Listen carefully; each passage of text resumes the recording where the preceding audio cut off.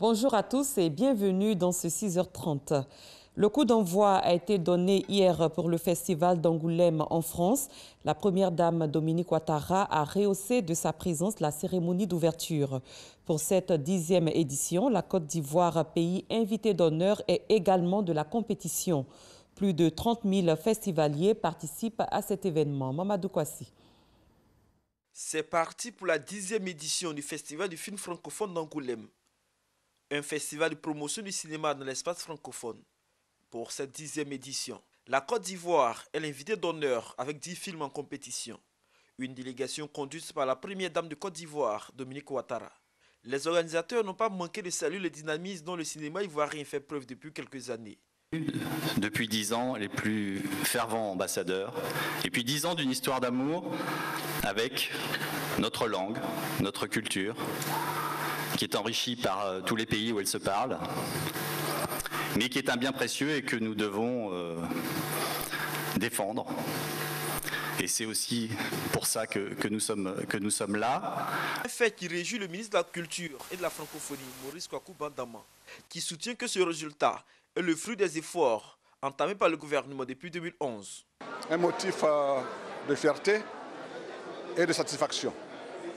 Cela veut dire que le travail qui est fait par le gouvernement ivoirien, à travers l'impulsion faite par le chef de l'État, le président Alassane Ouattara, le travail fait par les acteurs du cinéma de Côte d'Ivoire, les réalisateurs, les producteurs, les comédiens, est suivi dans le monde, est apprécié. Pour cette cérémonie d'ouverture, la première dame de Côte d'Ivoire, Dominique Ouattara, avait à ses côtés l'ex-président de la France, François Hollande.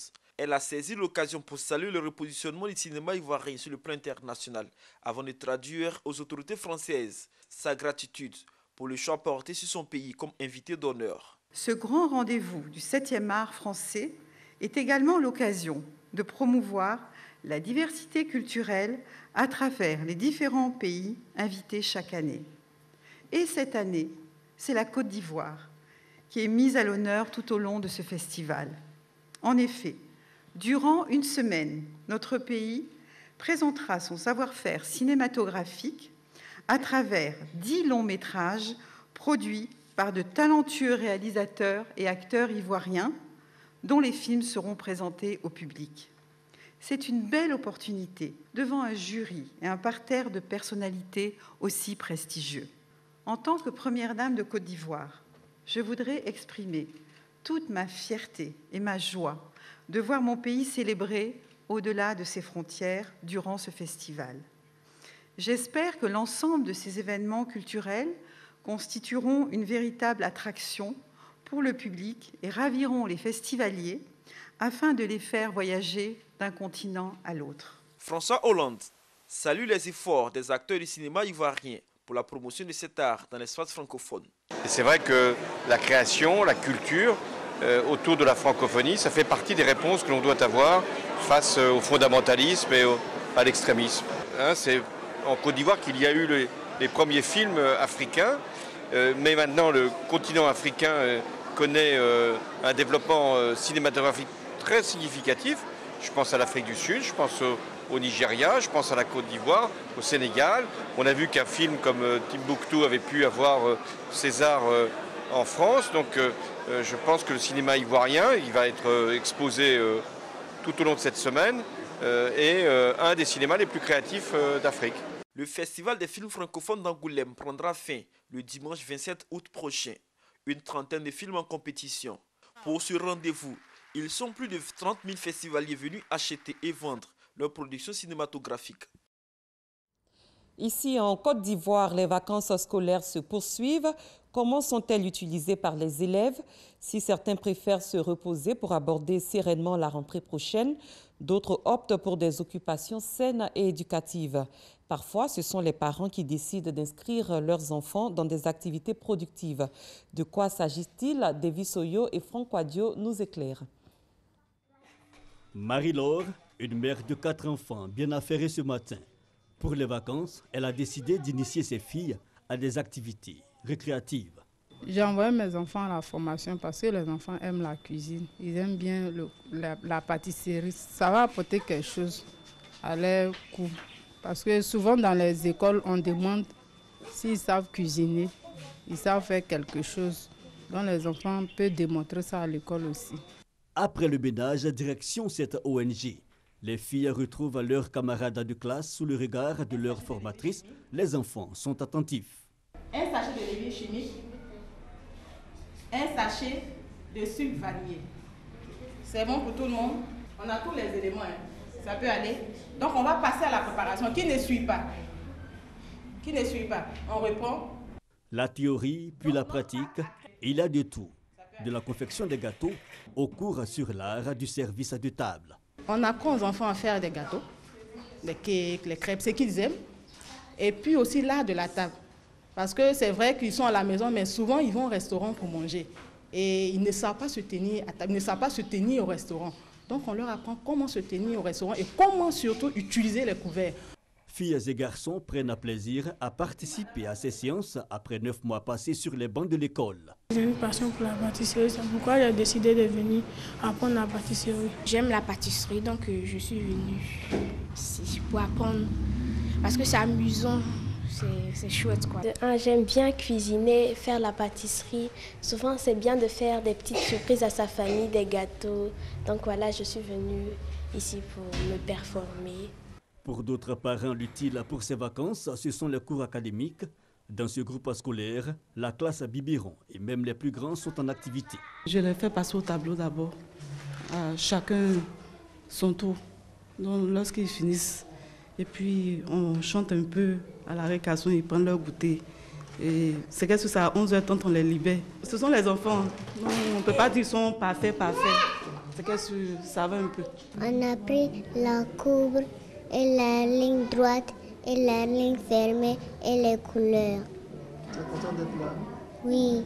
Papillon, vole, papillon, vole bien. Si tu ne sais pas voler, les enfants vont t'attraper.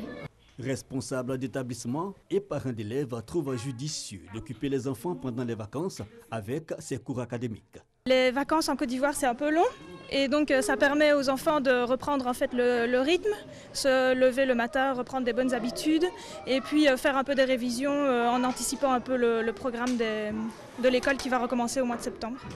Autre type d'activité, celle pratiquée dans les centres aérés. Certains sont pris d'assaut par des enfants de tout âge. L'accent y est mis sur l'art et la culture. Maïva, 5 ans, manipule avec aisance l'argile pour en faire une œuvre d'art. Des séances qui permettent aux apprenants d'exprimer leur esprit artistique. Ce qui me motive à venir, c'est que je trouve ça intéressant. Ça me permet de m'exprimer parce que j'aime le dessin. Donc on vient ici, les encadreurs nous laissent nous exprimer, nous apprennent des choses qu'on ne connaît pas, comme la mosaïque. S'ajoute aussi l'atelier de bricolage et de sculpture. Les enfants apprennent également les us et coutumes du pays à travers les rythmes de la musique et de la danse. J'ai appris à faire les mosaïques et les sculptures. J'ai appris à chanter. Nous, on dit aux enfants ici, pour être à l'atelier vacances, il faut être un élève brillant. Et si on vient qu'on n'est pas très brillant, on va te soutenir à devenir brillant. Et à ce moment-là, les rangs que tu dois occuper, c'est du premier au 5e rang de la classe. Et donc, quand les enfants ont ça, vraiment, ils font beaucoup d'efforts pour vraiment se donner à leurs études, parce qu'ils se disent qu'à la fin, ils doivent devenir de grands techniciens. Ça aussi, c'est ce que nous leur disons. Aujourd'hui, il n'est pas question de seulement étudier et s'arrêter là. Il faut étudier, mais il faut fabriquer, il faut toucher de ses 10 doigts des éléments, il faut transformer. Et donc c'est ce que nous leur demandons. Et donc c'est pour cela que parmi nos élèves, nous avons même déjà des jeunes qui sont en architecture par exemple. En somme, autant de perspectives offertes à l'occasion des vacances pour chaque enfant. L'idéal pour ceux-ci est d'enrichir leur éducation et également d'avoir de nouveaux amis pour aborder sereinement la rentrée prochaine. Autre chose à présent, la société ivoirienne de raffinage apporte un démenti sur les informations faisant état de carburants toxiques servis dans le pays. Les responsables de la CIR étaient face à la presse ce mercredi. Ils ont rassuré les consommateurs quant à la qualité des produits pétroliers servis aux automobilistes et qui respectent les normes en vigueur. Adama Koni. Face à des informations circulant sur la toxicité du carburant produit en Côte d'Ivoire, la société ivoirienne de raffinage CIR monte au créneau pour porter le démenti sur la mauvaise qualité du carburant ivoirien. On considère que la Côte d'Ivoire n'est pas concernée par ces produits toxiques. Pourquoi? Parce que les produits qui sont mis à disposition des distributeurs, des stations-service et donc finalement des clients passent à travers les installations de la CIR et la CIR maîtrise un processus de qualité qui fait que nos produits ne contiennent pas, tout d'abord, des produits toxiques d'origine inconnue et, secondement, sont toujours conformes aux spécifications de l'administration qui nous demande de respecter un certain nombre de normes au minimum.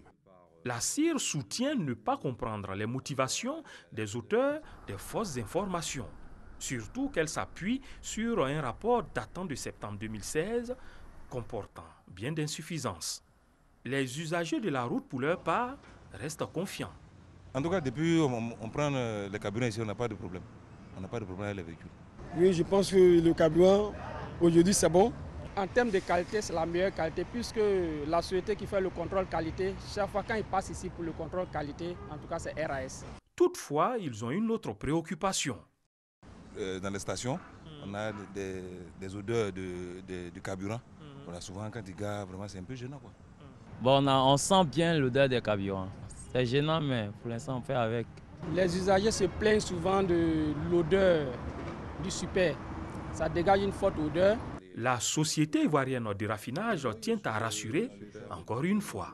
L'odeur caractéristique que l'on peut sentir éventuellement au niveau du super, c'est une odeur qui provient d'un composé qui vient effectivement d'une activité de raffinage, qui sont des oléfines. Une partie de notre fabrication inclut des composants oléfiniques, mais qui ne sont pas plus nocifs, je dirais, que d'autres composants. C'est un composant classique des mélanges d'essence que la présence de ces oléfines. Je peux rassurer la population sur la qualité du produit pétrolier ivoirien. Aujourd'hui, la raffinerie concentre ses efforts sur les dispositions visant la réduction de l'impact environnemental des produits raffinés dans l'achat d'un nouveau catalyseur. En plus, l'État anticipe sur le processus de mise en conformité aux futures normes dans l'UEMOA. Pour tous ces investissements, la facture s'élève à 200 milliards de francs CFA. Hors de nos frontières, les élections se sont déroulées dans le calme hier en Angola et le dépouillement a commencé dès la fermeture des bureaux de vote. On attend à présent, d'ici vendredi, les résultats provisoires. Le parti qui obtiendra la majorité au Parlement décrochera la présidence du pays. Le principal parti d'opposition a dénoncé des fraudes. Le représentant de l'État malien à Kidal, localité sous contrôle des groupes armés de la CMA, ex-rébellion, est arrivé hier à Kidal pour prendre ses fonctions. C'est une première depuis mars 2014 où l'armée malienne avait été défaite. Plusieurs facteurs ont permis ce retour, même temporairement, dans un premier temps sur place, du gouverneur de région Sidi Mohamed Aga Ishrach, nommé par le gouvernement. C'est la fin de ce 6h30. Merci de l'avoir suivi. Très bon début de journée à tous et à toutes.